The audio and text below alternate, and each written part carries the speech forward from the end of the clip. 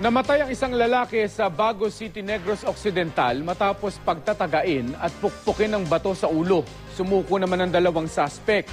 Pero ayon sa kanila ay pinagtanggulang nila ang kanilang mga sarili. Makibalita tayo kay Erwin Nicavera ng GMA Bacolod.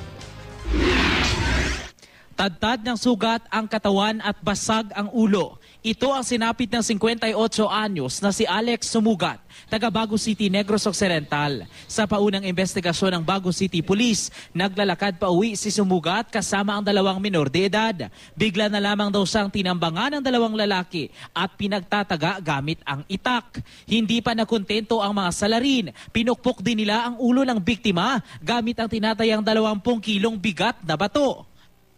Kusa namang sumuko ang mga suspect na sina Alan Valero at Francis Ramos. Ayon sa kanila, self-defense lang ang kanilang ginawa. Nagwa kami sa amon nga lagyan, so pasildo kami. Tapos nasugatan na namon ng tao na riktay lang nila ako ng labo, ari pilas ko na sa gang ko. Pagtag sa gang sa ako na gumigay kami. So nga ara sana siya bulig kisa ko na damo pilas kin amo ko na sa ulo ko na tulo ang ligo. Kaya mo to dayon natumba sa naagaw namon ng spading niya. Ngayon labo sa amon, amo to labo namon siya. Kaya ako ginanam pa ko sa bato. Inabo mo na mo sa pagtumba ginam sa ng bato. Pero sa salaysay ng dalawang minor de edad na saksi sa krimen, ang mga suspect daw talaga ang sumunod sa biktima at unang nag-amok. Desidido ang pamilya ng biktima na sampahan ng kasong murder ang mga suspect. Patay naman ang matagpuan sa loob ng banyo ng tinutuluyang boarding house sa Bacolod City si Lorna Kasugod. Base sa pag-iimbestiga ng pulisya, nakuryente raw ang biktima habang naliligo.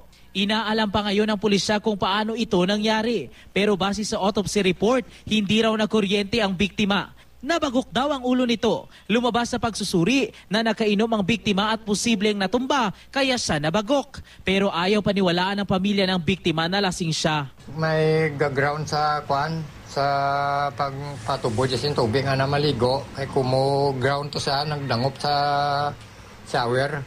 So ninaboy siya kay kumubasaan sa mo. Amoto nga natumba siya.